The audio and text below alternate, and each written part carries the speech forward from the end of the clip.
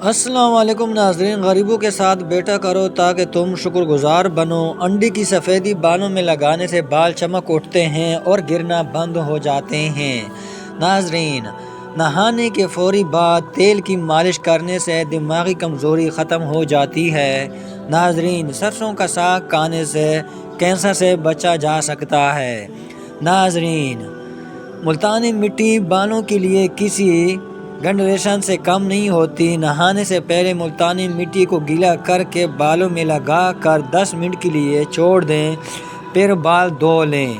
ناظرین، صبح نہر منہ پانی میں پودینہ ڈال کر پینے سے چہرے پر کبھی بھی چائیاں اور داغ نہیں نکلتے۔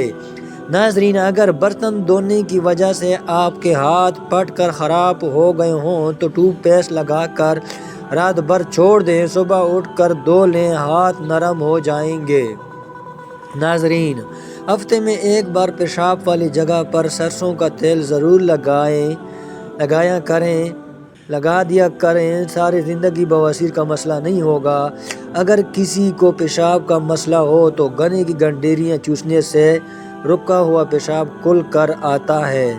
ناظرین، شہتوت کا رس پینے سے بلغم ختم ہو جاتی ہے۔ ناظرین، اگر کسی کو ہچکی بند نہ ہو رہی ہو تو گنے کا رس پینے سے ہچکی بند ہو جاتی ہے۔ ناظرین، گاجر کا جوس پینے سے جسم کے زہریلے مادے ختم ہو جاتے ہیں۔ ناظرین، ویڈیو پہ نئے ہیں تو چینل کو ضرور سبسکرائب کریں۔ انگور کا رس پینے سے آدھا سر کا درد ختم ہو جاتا ہے۔ کیلے کے چھلکے کو سر پر مسلنے سے بال گرنا بند ہو جاتے ہیں۔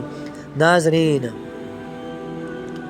دانت میں درد ہو تو کالی مرچ کو دانت پر رکھ کر چبانے سے دانت کا درد ختم ہو جاتا ہے۔ ناظرین، پیارا سا کمنٹ بھی کیجیے گا۔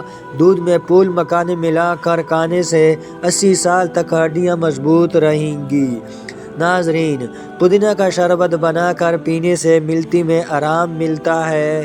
ناظرین، کیا آپ جانتے ہیں کہ تکیہ کے بغیر زمین پر سونے سے کمر مضبوط ہوتی ہے اور کبھی کمر کا مسئلہ نہیں ہوتا؟ ناظرین، رات کو سوتے وقت ہیر کا مربع کھانے سے جوڑوں کا درد سے نجات ملتی ہے۔ ناظرین، اگر ہفتے میں ایک دن بھی آڑو کا استعمال کیا جائے تو جوڑوں کا درد دور رہتا ہے۔ ناظرین، کیلے کے چھلکے کھانے سے معدے کی تسبیحات ختم ہو جاتی ہے۔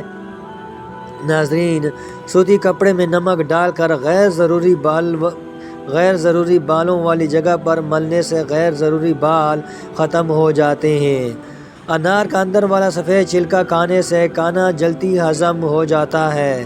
ناظرین، نہاتے وقت پانی میں ایک لیمبو کا رس ڈال کر نہانے سے جسم سے بدبو نہیں آتی اور پسینہ بھی کم آتا ہے۔